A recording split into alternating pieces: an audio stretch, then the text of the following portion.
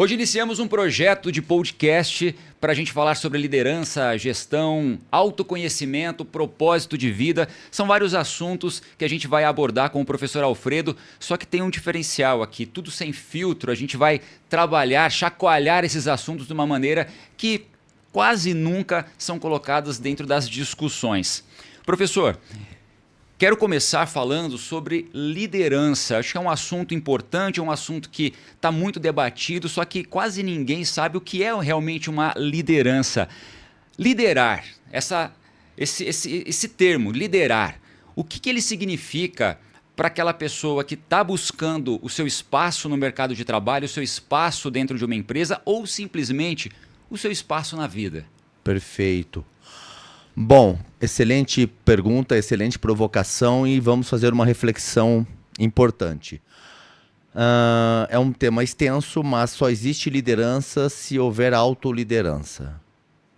Só existe gestão se você consegue fazer uma autogestão da sua vida profissional e pessoal. Liderança, ele é muito mais do que comandar, é como eu influencio pessoas em trabalhar resultados em comuns. E ser líder é ter uma agenda de uma liderança onde eu possa fazer gestão de pessoas, cuidar de pessoas, desenvolver pessoas, entender ferramentas, entender métodos, entender as competências matriciais. E um dos gaps maior hoje que existe é você fazer uma promoção de uma pessoa que tem uma mentalidade operacional e ser promovido para uma liderança sem ter esse preparo. Então, liderar é muito mais do que você comandar, mandar. É saber com quem ou para quem eu delego essa tarefa pautada numa responsabilidade. Isso falta demais dentro dos contextos. Fala-se muito que alguns líderes nascem prontos.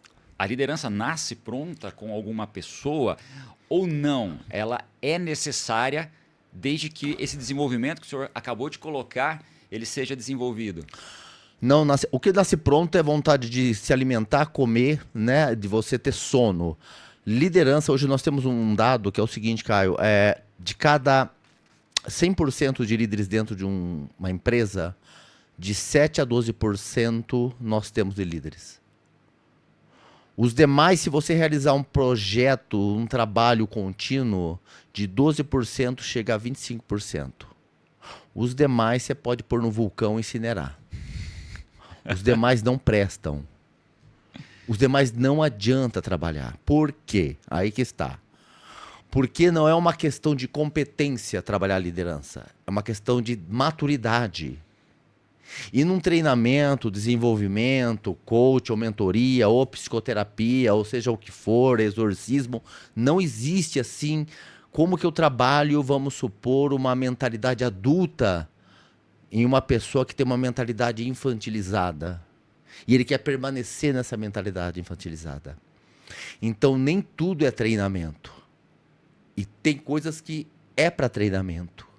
Então liderança, basicamente, primeiro, ela não nasce pronta, foi uma excelente pergunta, mas ela pode ser desenvolvida para alguns. Para alguns. Por isso que no Brasil nós temos um gigante problema em relação a levantar pessoas que vão desenvolver ou atrapalhar 30 pessoas que estão abaixo dele. Esse é um gap gigantesco. Essa mudança ela poderia acontecer se o ensino lá embaixo fosse direcionado de uma maneira diferente? Ótimo, exatamente. A educação familiar com limites e amor e a educação dentro do contexto escolar e graduação, sim, aí sim, talvez esse número de 7 a 12 talvez subiria para 40%. Exatamente. Porque hoje no Brasil você aprende a decorar e não a pensar. A educação hoje é decorar. Decorar a tabela, o que você vai fazer com a tabela periódica? Nada. Você não faz nada com isso. Então hoje essa decoração, que é diferente do Japão, que já uma criança com 7 anos, ela vai aprender a fazer projeto. Quer ver? Simples. Se eu pergunto hoje para um líder, tá? Fala para mim quais são os seus indicadores de resultado, seus indicadores de processo e seus indicadores de equilíbrio na qual você tem que buscar mensalmente. Ele não sabe que é um indicador de resultado, de processo e de equilíbrio. Aí se eu realizar a segunda pergunta, se o cara responder, fala para mim qual é o nome do método que você coloca dentro de um processo para chegar a esse resultado. Ele não sabe nome de método. Se eu fazer a terceira pergunta, fale para mim quais são as ferramentas prioritárias e suficientes que você coloca dentro de um método para gerar processo, para chegar no indicador de resultado. Ele não sabe o que é uma ferramenta. E ele tem 5 pós-graduações. Então, essa também é uma outra ponte que a pós-graduação às vezes não conversa com o mundo organizacional de forma coerente. Então, se o gestor ou o líder ele não sabe indicadores, não sabe métrica, ele não sabe método, nome de método, né? E nome de ferramentas, ele não é gestor, ele não é líder. Colocar o dedo na ferida. Vai lá, vai lá. Muitos livros sobre Boa. gestão nós temos no mercado. É legal ter livro, é legal comprar o livro, livros ilustrados, livros com técnicas disso, daquilo. Só que a maioria desses livros, vou falar a maioria, mas a maioria dos livros, elas trazem um conhecimento, só que não na prática, ou muitas vezes é uma linguagem que quem compra os livros acaba não entendendo nada. Ou não termina de ler, ou lê e fica por aquilo mesmo, né? Isso faz diferença dentro do mercado? Tantos livros, tantos títulos que agregam, ou na verdade somos nós que não aprendemos a lidar, a entender aquele conteúdo? Olha, existe o livro, que é o livro masturbatório, né, que a gente chama, que você fica lá eternamente masturbando aquele livro, sendo que 300 páginas com 10 seria suficiente.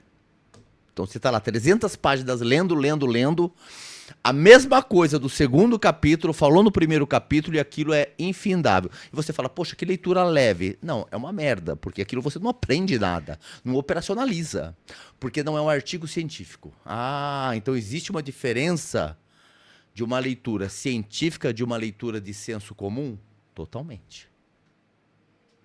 Por isso que a primeira questão, quando a gente vai buscar um livro, uma leitura, um vídeo ou uma aula, é entender a linguagem, ela é de senso comum ou de cunho científico, mesmo científico que eu possa entender. Perfeito? Então o que a gente fala é, não faça o fácil, faça o certo. E o certo é entender. Agora, por exemplo, eu quero ler algo para eu relaxar. Beleza, compre. Tranquilo. Agora, falar que aquilo lá vai fazer uma diferença na sua mentalidade de entender metodologia, método, ferramenta, métrica, não vai. Por isso que a gente, às vezes, vai numa jornada de ler algo que não tem substância, exatamente. Então, tem que tomar cuidado com isso. Dentro dessa liderança, né, o senhor falou, o pensamento faz a diferença total, e isso vem muito do que nós absorvemos ao longo da vida. O líder, quando ele consegue ultrapassar todos esses obstáculos que o senhor já colocou, aquela porcentagem pequena, avançou, muitas vezes ele se perde no caminho também, porque ele não consegue trabalhar a inteligência emocional dele. Como o líder deve direcionar essa inteligência emocional? É possível controlá-la ou não? O líder que não tem inteligência emocional, ele não vai conseguir mudar essa chave. Olha, a inteligência emocional ou gestão das emoções é o eixo para eu entender, aproveitar melhor meu conhecimento. Eu vou repetir. Você pode ter uma camada de conhecimento excelente. Perfeito? Você pode saber sobre DMAIC, PDCA, Chikawa, SWOT, o que for. Perfeito? Fluxograma. Tudo sobre gestão, liderança. Porém, se eu não tenho essas emoções, raiva, medo, tristeza, de novo, raiva, medo, tristeza, controladas com uma intensidade bacana, é aí que falha a inteligência emocional. Então não pense na palavra inteligência emocional como impulsividade apenas. Isso está no livro dele, Senso Comum. Olha a diferença. Inteligência emocional é quando o medo se transforma em pânico. É quando a tristeza se transforma num estado de melancolia e depressão. E é quando a raiva se transforma em ira. Então, cada um ou cada personalidade de liderança, ele vai ter ou um excesso de medo que gera pânico, ou um excesso de tristeza que deixa ele apático demais, ou um excesso de raiva que deixa ele extremamente agressivo. Ou seja, conhecimento é uma coisa e autoconhecimento de inteligência emocional é outra. Quer ver uma coisa? Você já trabalhou com um gestor louco? Já. Sim ou não? Sim. Sim. Ele continuou por muito tempo? Não. Não continua, porque é louco. Não continua. Porque tem coisas não é que é incurável, tá? Mas tem pessoas que ele tem um ponto cego, Caio, e ele não vê aquilo como agressivo. Então vou dar um exemplo. Tem diretor que participávamos de reuniões e o diretor acabava com o gerente no meio de 15 pessoas. E aí no final da reunião, Caio, eu falava assim, escuta, meu irmão, você gritou com o cara. Ele fala, eu gritei?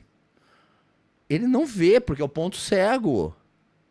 Então, ou seja, uma coisa é eu ter um traço de agressividade, a outra coisa é eu gostar de ser agressivo. Uma coisa é eu ter um traço de tristeza, e outra coisa é eu ser extremamente dramático constantemente. Excelente pergunta. Então, a inteligência emocional é algo que pode ser exercitado? Sim, mas é uma questão que hoje impacta muito na saúde mental das pessoas no trabalho. Muitas vezes, para não reconhecer que existe falta de um trabalho em cima da própria inteligência emocional, de entender as próprias emoções, estaria atrelado ao ego. Eu não quero reconhecer, não quero saber de mudança, já estou acostumado, já estou acomodado dentro das minhas atitudes, dos meus pensamentos. A pessoa consegue ter esse discernimento, professor? Não, porque é nível inconsciente. Porque é um mecanismo de defesa, no caso. Aí a gente já vai para a psicanálise, tá? Uhum. O mecanismo de defesa, ou crenças limitantes, mas vamos falar de mecanismo. Esse mecanismo, ele protege. Perfeito? Uma pessoa, por exemplo, presta atenção todo mundo, vamos lá. Uma pessoa que ela quer ter poder e autonomia.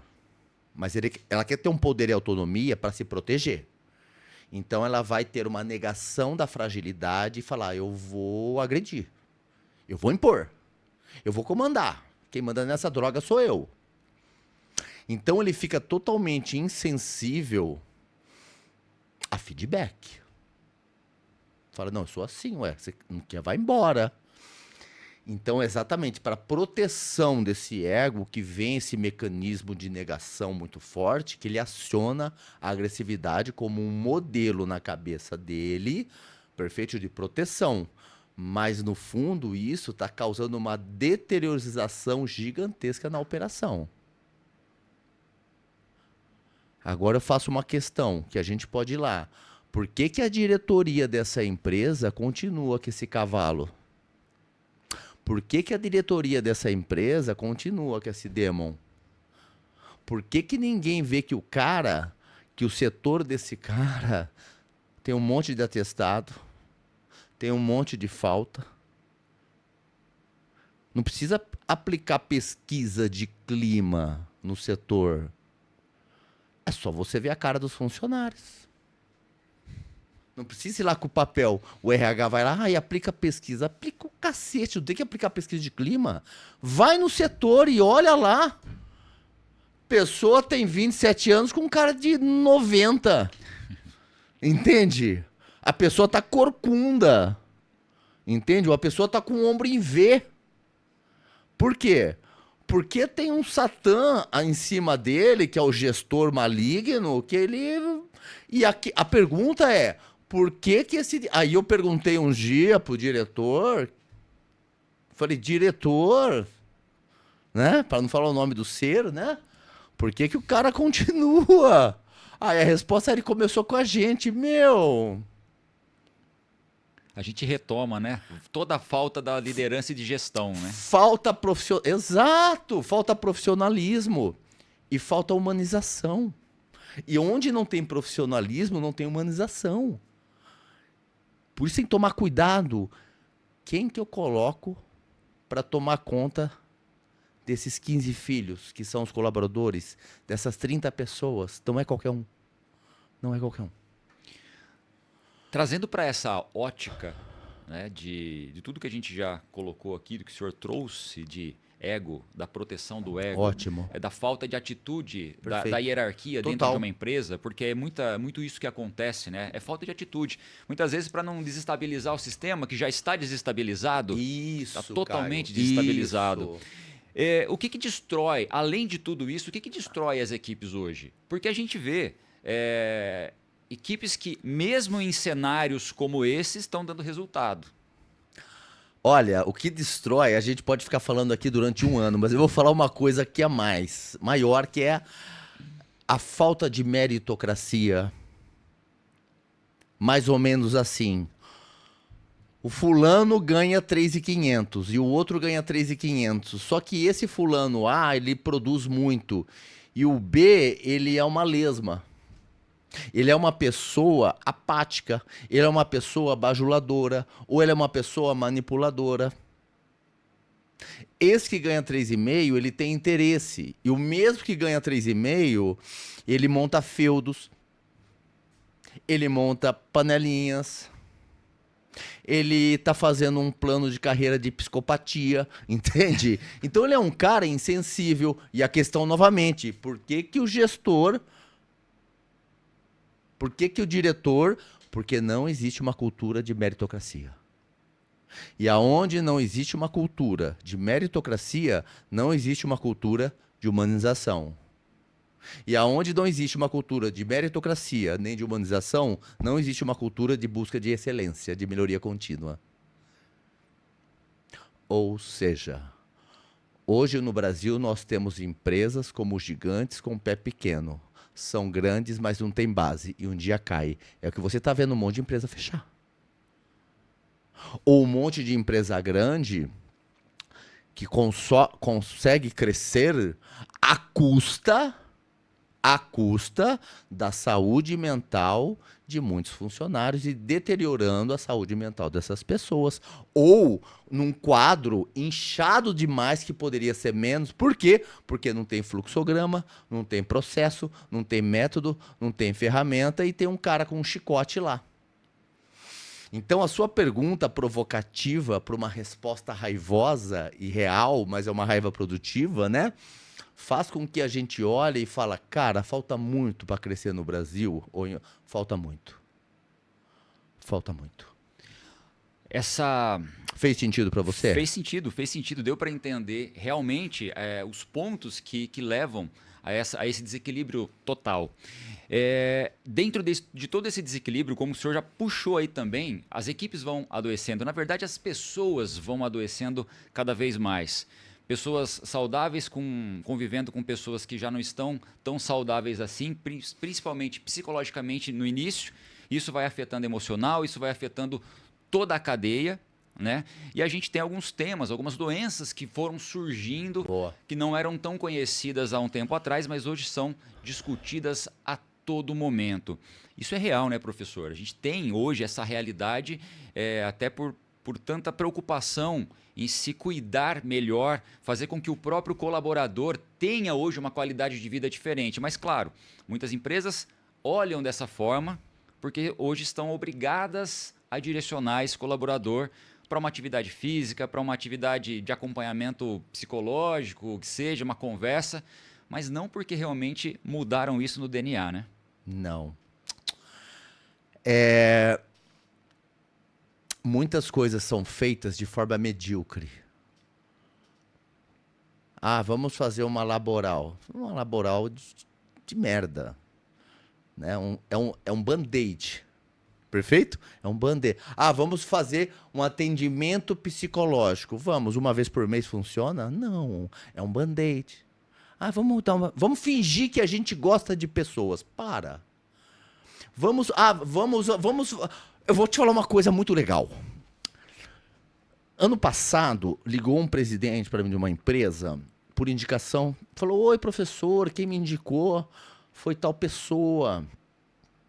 Falei: Oi, sim, sim, sim, pois não, que eu posso te ajudar? Falei para ele. Ele falou: eu queria convidar você para fazer uma palestra na minha empresa. Eu falei: que bacana, deixa eu fazer uma pergunta para você, para o senhor, né? O senhor dá treinamento constante? Não, não temos esse hábito. O senhor pretende dar um treinamento constante, independente com a minha pessoa ou outro profissional? Eu falei: não, não, a gente só quer uma palestrinha para motivar o pessoal. Eu falei: posso te dar uma ideia? Eu falei: pode, contrata um circo. Ou contrato patati patatá. Porque você quer pôr band-aid em relação a uma coisa para fazer uma festa de fim de ano, de uma palestra motivacional para cobrir a jornada da desgraça que teve de janeiro a dezembro. E você acha que uma palestra motivacional vai resolver o seu problema? Aí ele falou o seguinte: poxa, eu não esperava isso. Eu falei: então, eu não esperava também isso seu. Mas agradeço, mas pensa bem.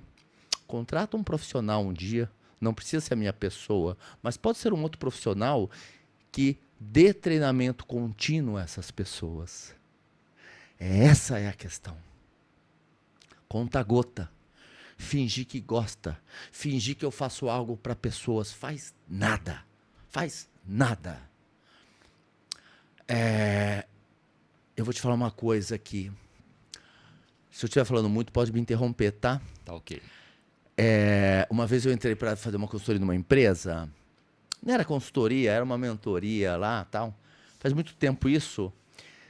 E tinha consultor de marketing, consultor financeiro, consultor comercial,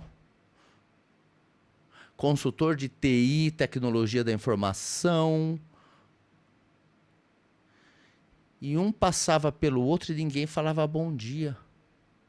Não existia obrigado. Falei: peraí, para que consultoria? Se a gente não faz o arroz feijão, se você não fala bom dia, se você não fala obrigado, se você não fala desculpa, a base, nós não trabalhamos a base do gigante com o pé pequeno, que um dia cai. A gente quer construir um prédio sem construir uma base. Isso vai cair. Aí sabe o que o cara fala? Fala assim: a gente tá com falta de pessoas. Não, não tá com falta de pessoas, tá com falta de um presidente mais competente. Tá com falta de mais um diretor mais competente. Tá com falta de mais um gerente competente. Para que ele não perca mais pessoas. Para que ele faça uma gestão não de retenção, mas de talentos. Então, assim, cai na real. Cai na real. Você tem certeza que você quer fazer gestão de pessoas mesmo? Então, seja pelo menos humilde, educado, transparente, acompanhe as pessoas e depois de tudo isso, se ela não der resultado, você dispensa ela. Mas se você não fizer acompanhamento, se você não for educado, se você não for uma pessoa que apoie, não sabe dar feedback, peça a conta que você está atrapalhando. Peça a conta. Porque você é muito ruim. Tu é muito ruim. Você estorva. Você não serve para ser líder ainda. Então, ou você cai na real e vai fazer um trabalho, perfeito? Com uma psicoterapia, se for preciso, ou uma mentoria, ou um coaching, ou um treinamento, ou seja, o que for. Mas se prepare, porque tu está atrapalhando a operação. Professor, essas palestras de final de ano, essa palestra a cada 6 meses, o bombonzinho que se coloca ali no dia do colaborador, no dia da mulher, no dia dos pais, isso aí é para marketing, é para fotinho no Instagram, para fazer o trabalho que não é feito realmente ali dentro da empresa. E aí fecha-se os olhos para tantos problemas e para tanto adoecimento realmente de colaborador. O burnout é uma das doenças mais faladas hoje. O que é essa doença? Todo mundo ouve falar hoje. Parece que virou modinha, mas na verdade não é que virou moda. É que o assunto está sendo mais debatido, mas nem sempre da maneira correta. o que é essa doença, o que ela causa para o colaborador e como isso pode ser direcionado, amenizado, pelo menos dentro de uma instituição, dentro de uma organização. Bom, novamente é um assunto que cabe horas conversar, mas a gente está aqui para ter vários podcasts sobre isso. O burnout, vamos pegar uma medida certa. Cansaço é uma coisa, esgotamento é outra. Cansaço é quando você vai deitar, depois de meia hora, ou 1 hora, ou 10 minutos, ou no dia seguinte, você levanta bem. Esgotamento, você pode dormir o que for, você não conseguiu descansar. E esse esgotamento, ele vem por N situações. Tanto da vida pessoal, que ele não sabe pôr limites, quanto da vida profissional. Então, uma pessoa que ela acha normal chegar em casa depois de 9 horas ou 8 horas de trabalho e responder e-mail 10 da noite, ou ele pegar o celular e adiantar um assunto para o dia seguinte, essa pessoa tem que ser internada. Só que na cabeça dele, ele confunde do comum do que é normal. Então é comum fazer isso? Sim, mas é normal? Não. Outro exemplo de burnout. Então não pensa burnout. O burnout são coisas que foram comendo aos poucos, Caio, que quando você viu, você não tinha mais a pizza. Quer ver? Você entra às 7 horas no trabalho. Imagina aí, você que está assistindo. 7 horas da manhã. Aí você trabalhou 7, 8, 9, 10, 11. Aí você vai almoçar. Quer dizer, você esgotou a sua cabeça, lógico, das 7 às 11. Você senta no refeitório para almoçar.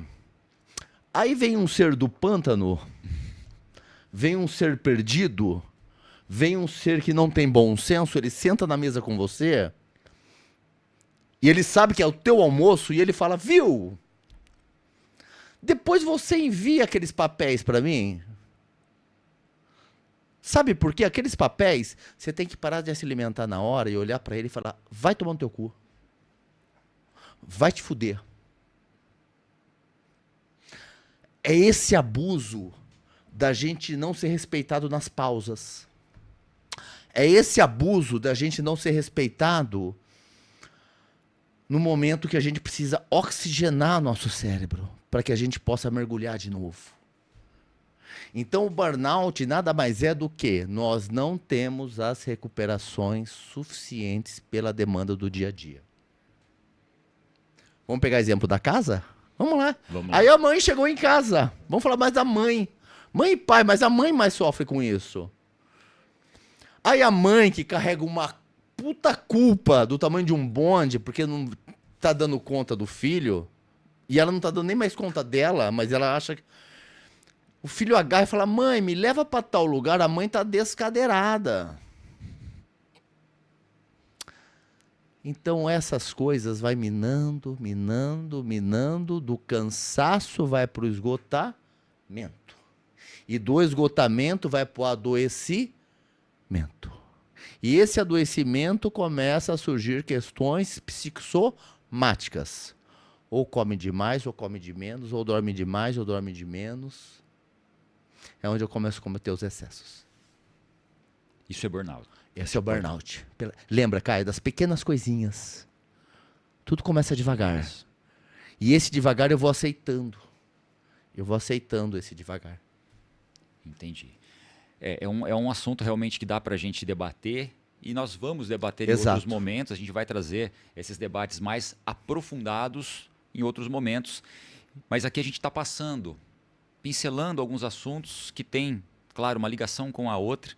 E quando a gente fala, ainda levando dentro da parte de gestão, dentro da parte de liderança, Perfeito. Professor, com todos esses pontos, independente da empresa, como aquela empresa que realmente tem um direcionamento, que investe no colaborador, são raras, mas que investem ali no colaborador, como ela pode desenvolver melhor esses colaboradores e desses colaboradores que estão ali identificar esses que podem fazer a diferença, seja como líderes ou seja como gestores dentro de um certo departamento. Perfeito. Existem sim empresas sérias, tá? Nós atuamos em empresas que querem melhorar há muito tempo, numa jornada aí de 20 anos trabalhando, não com a mesma empresa, né? E a empresa que ela sustenta essa melhoria contínua é porque ela sai de uma mentalidade de paternalismo e vai para uma mentalidade de meritocracia. Então eu vou promover um plano de carreira, mas atrelado ao plano de carreira, eu vou atrelar também um trabalho de desenvolvimento, treinamento e um acolhimento para que essa nova pessoa que chega, ela possa estar preparada e consciente para esse plano de carreira. Eu vou fazer uma descrição de cargo para ela, para que ela não fale assim: ah, eu faço de tudo aqui. Então, você perguntar para alguém da empresa, você faz o quê? Eu faço várias coisas, mas o quê? Tudo. O que você faz? Ah, você vê que não condiz com o título do cargo. Ferrou já, né? Já ferrou tudo. A espinha, a identidade profissional não tem. Então, um exemplo fácil. Você chega para um cara, você fala assim, você faz o quê? Ah, eu sou supervisor de operações. Quando você observa ele no dia a dia, ele não faz quase nada sobre supervisão de operação. Porque ele não foi desenvolvido para aquilo. A mentalidade dele ainda é de operação. Então não vamos falar de culpado. É a falta de responsabilidade dele se enxergar e da empresa também não ter desenvolvido essa pessoa. Talvez esse seja um dos grandes pontos da rotatividade de colaborador dentro das organizações. Gigante. Como que você fica 8 horas com uma pessoa com uma energia diabólica? Quando ele chega, todo mundo já começa a vomitar. O som do barulho do carro da pessoa já começa a dar calafrio no cara na operação. A gente está falando muito da questão do impacto do gestor para a operação, porém também tem essa questão da operação para o gestor. Mas a gente tem uma fórmula simples. Se você, como gestor, fez de tudo e não deu nada, demite. Pronto. Ou uma carta de advertência. Mas faça alguma coisa. Agora, se você tem dó, você pode levar para sua casa e cuidar, né? Dar comida para ele, café da manhã, né? Dar banho. Mas não dá para ficar numa empresa. É assim. É a mesma coisa um pai chegar para mim e falar: ai, meu filho não tem jeito. Eu falei: quem que é o pai do filho? É igual uma mulher chegar: ah, eu não aguento meu marido. Eu falei: larga. Falar: não é isso. Então fica. Então não é. Então não sei. A questão é, a decisão é sua. O setor é seu. O filho é seu. É lógico que você pode buscar ajuda como profissional, mas não existe, cara, uma fórmula. As pessoas buscam uma receita. E não tem uma receita. Existe uma jornada em busca desse resultado. Nisso a gente já pode puxar uma outra vertente de assunto, que aí entra nessas pessoas que estão, às vezes, sendo orientadas e não vai nem com reza brava. Sim. São sabotadores mentais. Né? Isso. É você se sabotar realmente.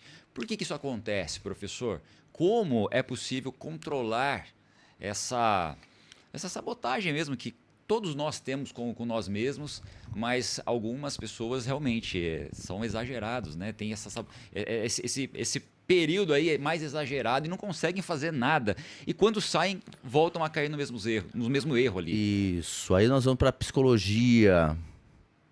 E a gente fala de sabotadores mentais. E a gente fala assim de alguns perfis que carregam esses sabotadores. Então, por exemplo, uma pessoa que ela pode ter 30 anos, ou 20, ou 40, ou 50 anos, ou 60 anos, se ela não trabalhou a parte afetiva dela no sentido atenção, reconhecimento e segurança, então ele vive querendo muita atenção, muito reconhecimento e muita segurança. Então essa pessoa que teve essa ausência na infância, na adolescência de atenção, reconhecimento e segurança, ele vai exigir demais. E ele vai dramatizar. E ele tem 7 pós-graduações. Mas não é conhecimento, é ausência de autoconhecimento. Diferente. Totalmente diferente. Ele vai dramatizar, ele vai fazer um bico muito forte porque ele fica triste, porque ninguém dá atenção para ele. E ele é um diretor, e ele é um excelente, mas ele fica triste porque ele dramatiza, porque ninguém viu o projeto que ele fez, aí ele fica melancólico, entende? Aí ele desliga o celular dele e fala também, hoje eu não vou falar com ninguém. Desliga, pau, desliguei o celular, meu. É uma pessoa, uma criança num corpo de adulto que não foi tratado. E isso não vai se resolver numa porra de MBA. Isso não vai se desenvolver numa sala de graduação. Isso vai desenvolver num trabalho, e muito menos de autoajuda. Vai trabalhar isso numa clínica, numa psicanálise, numa terapia, para entender o porquê que ele está funcionando desse jeito. Por que ele precisa dramatizar tudo. Ou porque ele precisa ser agressivo em tudo. Falando tudo da maioria. Traços é uma coisa, perfil é outra. De vez em quando dramatizar é uma coisa. De vez em quando a agressividade é uma coisa. Mas constantemente isso não é mais curso. Ou nunca foi curso. Nunca é encaminhar por uma pós. Então o sabotador mental é, resumo, essa ideia fixa de que as pessoas não gostam de mim. Ou de uma ideia fixa de que se eu não fizer isso eu não vou ser aceito. Ou de uma ideia fixa, se eu não controlar eu não vou ser respeitado. Então essas ideias fixas me traz uma emoção que me leva a ter um comportamento que me gera um resultado catastrófico. Aí a gente volta, né, lá no ego da pessoa e tudo tá interligado realmente, não tem jeito de fugir disso, né? Isso. E como que a gente fortalece a nossa mente?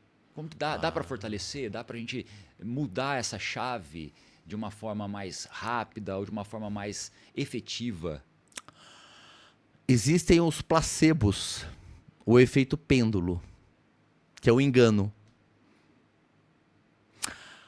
Imagine um funcionamento mental. Esse é um tema para outro podcast, tá? Que a gente vai ter. Imagine uma pessoa que ela foi condicionada da infância à adolescência, onde ela não pode falar não. Porque se ela falar não, ela não tem educação. Como que eu vou dar uma dica para ela? Não tem dica. Eu tenho que desmontar essa pessoa e ela precisa montar esses tijolinhos de novo e tudo isso é uma jornada. Entende? Não é só com orientação, é com análise. Então, ou seja, quando é um problema comportamental, eu consigo, através da orientação, mudar o comportamento. Tipo assim, olha, organiza melhor aquela caixa. Aí a pessoa vai lá e organiza. Tudo bem, então eu vi que ela fez com uma orientação. Agora eu peço para outra, organiza melhor aquela caixa. Ela fala que se foda, eu não vou organizar merda nenhuma essa caixa. É assim mesmo. Aí eu explico para ela, não, mas organizando a caixa você vai fazer isso. Não, mas eu sempre fiz assim. Não vou fazer. Então não é orientação. Não é com treino. Não é com curso. É com um trabalho de entender por que esse mecanismo de resistência é tão forte e por que aceitar a ideia de alguém é tão resistente, o que causa em você. É todo esse contexto que nós trabalhamos em empresas. Por isso que nós entramos com uma força total na parte psicológica. Esses conflitos que o senhor está trazendo, que as pessoas enfrentam ali, São esses conflitos que vão despertar aquela ansiedade de mudar, de melhorar, de fazer. E no fim, acaba que só prejudica. Exato, porque a ansiedade em excesso vira catastrofização. A ansiedade em excesso vira pânico, vira um medo, uma fobia social, uma fobia específica. Então essa intensidade jogada dentro dessa ansiedade não se torna uma coisa produtiva, e sim destrutiva. É uma ansiedade que te destrói. Então vamos supor, se você fez um planejamento para o dia de amanhã, tudo bem? Mas você já trabalhou tudo isso. Você fez um planejamento, é isso que a gente ensina, você fez um planejamento. Existe uma ferramenta de planejamento que a gente escolhe. Tem várias, a gente dá a opção dessas ferramentas. Fez o planejamento, acabou o planejamento, descansa, pronto, é um cara sadio. Não, mas o cara fez o planejamento, 8 da noite ele está pensando, 9h30 da noite ele está pensando, aí ele enche o rabo de medicação e se dopa de psicotrópico, perfeito? Então ele fica nesse círculo vicioso. Então não falta uma ferramenta melhor, falta ele melhorar essa cabeça dele. Ah, eu preciso de um sistema melhor. Não, amigo, você precisa se tratar. Igual uma aluna minha um dia chegou para mim e falou, professor Alfredo, né? Lembro dela, tinha uma voz feia pra caramba, ela sabe disso. Tava na 4ª MBA. Falei, você de novo aqui, olha, né? Falei, o que você veio buscar? Falei para ela. Falei, vim buscar ferramenta. Falei, não, amor, vai fazer terapia. Você tá louca. Porque para pôr um MBA em prática são anos. Eu não estou falando para você não fazer 4, faça 15 MBAs. Mas se você não realizar de gestão do conhecimento, é obesidade de informação. E obesidade de informação pesa. E esse peso, você não sabe o que você faz. Então aí você vê uma busca desenfreada por uma fuga de estudos, mas sem entender o que você vai fazer com aquilo. Essa ansiedade que eu trago para ti, entende? Uhum. De por que eu quero... Não estou falando, eu sou um professor de MBA há 20 anos. Entende? Mas eu preciso entender como consciência de um profissional o que esse cara está buscando pela 4ª vez que ele não encontrou nas outras 3. É muitas vezes transformar essa ansiedade num estilo de vida, né? Pô, vai andar de bicicleta. Vai nadar. Vai assistir um filme. Sei lá, faça qualquer coisa. Compra 5 cachorros. Não sei. Entende? É prazeroso, acho que para muita gente falar. É o que a gente colocou aqui. Estilo de vida. A ansiedade se torna estilo de vida. Você pergunta, como é que você tá? Nossa, tá corrido. É gostoso falar que tá corrido, que o dia tá cheio. Mas, na verdade, na contrapartida, você não está entendendo por que você está falando aquilo. Será que é legal realmente viver o dia todo sob pressão de algum compromisso, sob pressão de alguma atividade que você tem que fazer? Vamos lá para 2 conceitos bacanas, então, que você fez eu lembrar. Ocupação não é produção. Produção te leva a um resultado. Ocupação é lixo. Quem se ocupa não produz. Por que você está fazendo mais uma planilha Excel? Precisa? Ah, eu vou ver se melhora. E às vezes não precisa mais uma planilha. Isso é a busca de ocupação. O sabotador mental, ele te leva a acreditar que você precisa de mais uma planilha. O sabotador mental, ele faz você acreditar como verdade absoluta que se você não pensar bem à noite, você não vai se dar bem de manhã. O sabotador mental, ele se torna um aliado e ele não é um aliado. E aí, Caio, nós vamos entrar numa reflexão que é: nós temos uma mente, mas nós não somos essa mente. Nós temos uma mente que ela foi... Quando eu falo mente, é uma mente, coração e ações que foram passando por traumas, não foram ressignificados na infância, na adolescência, na vida adulta, e construiu uma mentalidade ansiosa demais, ou depressiva demais, ou raivosa demais, que o meu corpo todo e minha vida é comandado por esse ser que está em mim, que sou eu ao mesmo tempo, mas é que eu preciso ver de fora e falar, pera, o que eu estou fazendo não está certo. Porque meu filho, eu não sei... Olha como cresceu, eu não vi o crescimento do meu filho. Entende? Eu não sei... você conheceu sua esposa que dia? Ai, agora você me pegou. Não, não te peguei, porque passou, né? Faz tempo, né? Que roupa que ela mais gosta? A gente não sabe mais nada. Porque a nossa mente está em outro lugar. E sempre vai estar em outro lugar. Achei pesado. Nós temos uma mente, Mas não somos mas essa não mente. somos essa mente. Exato. É pesado isso, né? Porque a partir do momento que eu acho que é normal eu ser louco, responder e-mail todo dia às 10 da noite, você vai criar uma equipe louca. Perfeito? A partir do momento que eu acho normal tomar café da manhã respondendo mensagem no celular, e você acha que isso é normal? Vem cá, você que toma café da manhã respondendo mensagem no celular e é um líder, faça primeiro uma gestão do seu café da manhã. Depois você vai fazer gestão de pessoas. Porque a pessoa não sabe nem fazer. Ele não sabe se ele come o pão de queijo, se ele toma o café, ou se ele responde a mensagem, ou se ele liga para a pessoa no momento do café. São pequenas atitudes que descrevem muito, né? Porque o comum se tornou normal, porque eu permiti. Quando a pessoa ela permite esse comum se tornar normal, interioriza na pessoa. E aí vira essa crença central. E ele acredita, porra, eu fiz isso, valeu. Na cabeça, a pessoa está sendo produtiva. Na cabeça enganosa. É enganosa. Exatamente, na cabeça. Exato. E o ser interno sofrendo. E quem sofre junto é filho, mãe, Exato. marido, ou esposa, os parentes, os funcionários. A equipe toda sofre porque tem uma pessoa desgovernada, achando que tudo aquilo está correto.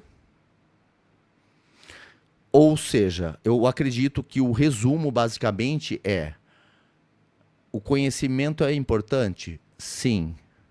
Mas o autoconhecimento também é importante. O conhecimento eu ganho de um jeito, o autoconhecimento é totalmente diferente. Os dois são dois pilares essenciais para você ser um bom pai, uma boa mãe, um bom filho, um bom funcionário, um bom gerente, um bom diretor e um bom CEO. Estamos caminhando ali já para o direcionamento desse primeiro podcast, mas dá tempo ainda da gente debater algumas coisas. Lógico. O que então, dentro de tudo que a gente está falando aqui, né, das pessoas tornarem tudo como comum hoje, principalmente tem muita influência hoje de rede social, esse vai ser um tema que vai ficar para um outro momento, da gente explorar de uma maneira do imediatismo, da comparação com as outras pessoas. Mas o que faz sentido, então, para uma vida alinhada? Como as pessoas podem entender ou visualizar, minha vida está fazendo sentido? Porque muitas vezes ela está achando, está fazendo sentido, mas na verdade não está. Ou o inverso. Não está fazendo sentido, mas sim, ela está no caminho dentro de uma conquista pessoal, uma conquista em família que ela está buscando. Como identificar isso, professor? Esse é um assunto para o próximo pod mesmo. Mas vamos lá, né, fechar com uma questão importante. Érico Veríssimo, ele tem uma frase que ele fala o seguinte: felicidade é a certeza que a nossa vida não está se passando inutilmente. Vamos de novo. Felicidade é a certeza que a nossa vida não está se passando inutilmente. E para minha vida não se passar inutilmente, eu preciso acabar meu dia no trabalho e falar: é isso que eu escolhi. Vai ter dificuldades? Vai, mas eu quero essas dificuldades. Felicidade é a certeza que a nossa vida não está se passando inutilmente, é eu saber entender que no meu horário de lazer é meu horário de lazer. Eu estou produzindo no meu lazer, lazer. Eu estou produzindo no meu sono, descanso. Eu não estou me ocupando à noite com uma coisa que não preciso me ocupar. Se eu sair com uma pessoa, né? Ou com a parceira, né? Ou quem é com o parceiro, eu vou estar presente com essa pessoa. Então, felicidade é buscar o que faz sentido para você. Um dia eu perguntei para uma recepcionista de hotel, porque eu viajo muito, né? Viajo bastante. E eu falei, escuta, você está trabalhando com... E ela atende muito bem. E eu falei, isso faz uns 15 anos. E eu falei, escuta, você fica o dia inteiro presa nesse cubículo? É telefone, é 2 pessoas. Você já pensou em procurar outra coisa? Você tem um talento. Olha a minha cabeça, 15 anos atrás. Ela falou, moço. Ela colocou as 2 mãos no balcão e falou, moço, eu amo o que eu faço. É isso, é isso. Perfeito. Realmente é É isso. direcionar para... É a mesma coisa a nossa mãe ou a nossa avó quando faz um bolo, que ela não tem nenhum benefício com aquilo, porque ninguém nem lava os pratos, e às vezes nem fala nem obrigado, mas ela, eu amo o que eu faço. Então, esse é o significado. E o dia que você não amar mais, você troca, e tá tudo bem. Porque não é o que fez sentido hoje, vai fazer amanhã, mas eu preciso verificar. Fez sentido? Fez sentido. A gente fica preso a uma regra. Isso. E a uma fórmula. Exato. Como se uma coisa apenas Isso. pudesse fazer sentido para a nossa vida. Isso, exatamente. E na verdade não é assim. Exato. Exatamente. Professor, obrigado. Agradeço. Temos muitos assuntos ainda para debater. E esse foi o nosso primeiro podcast sem filtro. Essa é a ideia. É trabalhar e trazer todos esses assuntos de uma maneira muito mais simples, ampla, só que de uma forma totalmente aberta. E transparente. Em breve teremos mais assuntos aqui para debater com o professor Alfredo. Obrigado, professor. Obrigado, eu que agradeço. Um abraço a todos. Obrigado.